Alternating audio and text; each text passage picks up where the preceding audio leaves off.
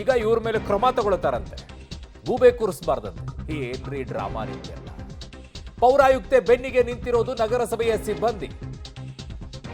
ಶಿಡ್ಲಘಟ್ಟ ನಗರಸಭೆ ಕಚೇರಿಯ ಎದುರು ಪ್ರತಿಭಟನೆಯನ್ನ ಮಾಡ್ತಾ ಇದ್ದಾರೆ. ಈಗ ರಾಜೀವ್ಗೌಡ ಬಂಧನ ಕೇಸ್ ನಗರಸಭೆ ಸಿಬ್ಬಂದಿ ಒತ್ತಾಯ ಮಾಡ್ತಾ ಇದ್ದಾರೆ.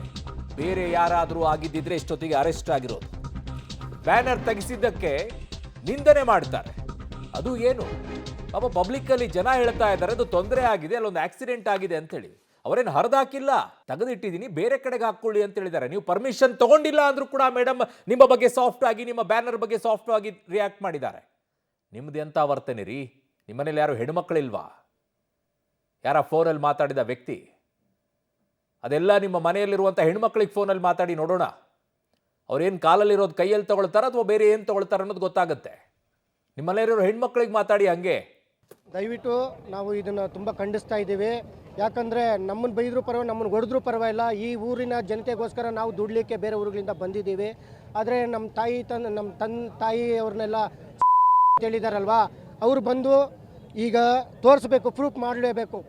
ಈ ಥರ ಅಂದಿರೋದು ತುಂಬ ನಮಗೆ ನೋವಾಗ್ತಾ ಇದೆ. ಇನ್ನು ಮುಂದೆ ಯಾರೂ ಈ ರೀತಿ ಮಾಡಬಾರ್ದು. ಯಾಕಂದರೆ ಜನರ ಸೇವೆ ಮಾಡೋಕ್ಕೆ ನಾವು ಬಂದಿದ್ದೀವಿ. ಊರಿನ ಸ್ವಚ್ಛತೆ ಆಗಲಿ, ನೀರಾಗಲಿ, ಪ್ರತಿಯೊಂದು ನಾವು ಇದು ಕೊಡ್ತಾ ಇದ್ದೀವಿ. ಅವರೇ ನಮಗೆ ಇದು ಮಾಡಲಿಲ್ಲ ಅಂದರೆ ನಾವು ಯಾವ ರೀತಿ ಅವ್ರಿಗೆ ಸ್ಪಂದಿಸಬೇಕಾಗುತ್ತೆ ಸರ್? ಇದು ಅನಿರ್ದಿಷ್ಟವಾದ ಮುಷ್ಕರ ಮಾಡ್ತಾ ಇದ್ದೀವಿ. ಅವರು ಇಲ್ಲಿ ಬಂದು ಇಲ್ಲಿ ಮೇಡಮ್ನ ಕ್ಷಮೆ ಕೇಳೋವರೆಗೂ ನಾವು ಯಾವುದೇ ರೀತಿ ಎದ್ದೊಳ್ಳೋದಿಲ್ಲ. ನಮ್ಮ ಡಿಮ್ಯಾಂಡ್ ಏನಂದರೆ, ನಮಗೆ ಪೌರ್ಮ ಕಾರ್ಮಿಕರನ್ನ ಮಾತಾಡಿದ್ದು ಕೆಟ್ಟದದು. ಆದ್ದರಿಂದ ದಯವಿಟ್ಟು ಬಂದು ಇಲ್ಲಿ ಕ್ಷಮಾಪಣೆ ಕೇಳಿಕೊಂಡು ಇನ್ನೊಂದು ಸಲ ಆ ರೀತಿ ಮಾತಾಡಲ್ಲ ಅಂದ್ಬಿಟ್ಟು ಕೇಳಿಕೊಂಡ್ರೆ ನಾವು ಇದು ಮಾಡ್ತೀವಿ. ಇಲ್ಲಾಂದರೆ ನಾವು ಎಲ್ಲಿಂದ ಎಲ್ಲಿಗೆ ಬೇಕಾದ್ರೆ ರೆಡಿಯಾಗಿರ್ತೀವಿ. ಈಸ್ ಎ ಹ್ಯಾಬಿಚುವಲ್ ಅಫೆಂಡರ್ ರೀ. ನಾನು ಆಗ್ಲಿಂದ ಹೇಳ್ತಾ ಇದ್ದೀನಿ, ಮೊದಲನೇ ಬಾರಿ ಅಲ್ಲ.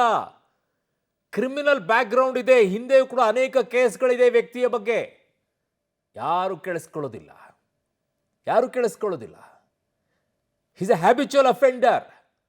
ಇಲ್ಲದೆ ಇದ್ದಿದ್ರೆ ಈ ರೀತಿಯಾಗಿ ಸಲೀಸಾಗಿ ಇಂತಹ ಶಬ್ದಗಳನ್ನು ಒಬ್ಬ ಪೌರಾಯುಕ್ತೆಗೆ, ಆಫೀಸರ್ಗೆ ಮಾತನಾಡುವಂಥ ಧೈರ್ಯ ಬರ್ತಾ ಇರಲಿಲ್ಲ. ಕಾರಣ ಹಿಂದೆ ಯಾವುದೇ ರೀತಿಯಾದಂಥ ಕ್ರಮ ಆಗಿಲ್ಲ, ಯಾವುದೇ ರೀತಿಯಾದಂಥ ಪಾಠ ಆಗಿಲ್ಲ, ಯಾವುದೇ ರೀತಿಯಾದಂಥ ಶಿಕ್ಷೆ ಆಗಿಲ್ಲ.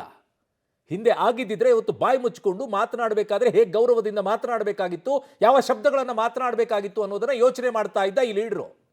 ಇನ್ನು ಎಮ್ ಎಲ್ ಎ ಡಿಫೀಟೆಡ್ ಹಾಕ್ಕೊಂಡು ಈಗ ಇಷ್ಟೊಂದು ದರ್ಪ ದೌಲತ್ತನ್ನು ಕ್ಷೇತ್ರದಲ್ಲಿ ತೋರಿಸ್ಕೊಂಡು ಓಡಾಡ್ತಾರೆ ಅಂತಂದರೆ ಹೆಂಗ್ರಿ ಹಿಡಿಯೋಕ್ಕಾಗತ್ತೆ ಅವ್ರನ್ನೆಲ್ಲ? ಅದೇನು ಮಾಡ್ತಾರೆ ಅನ್ನುವಂಥದ್ದನ್ನು ನೋಡಬೇಕಾಗಿದೆ.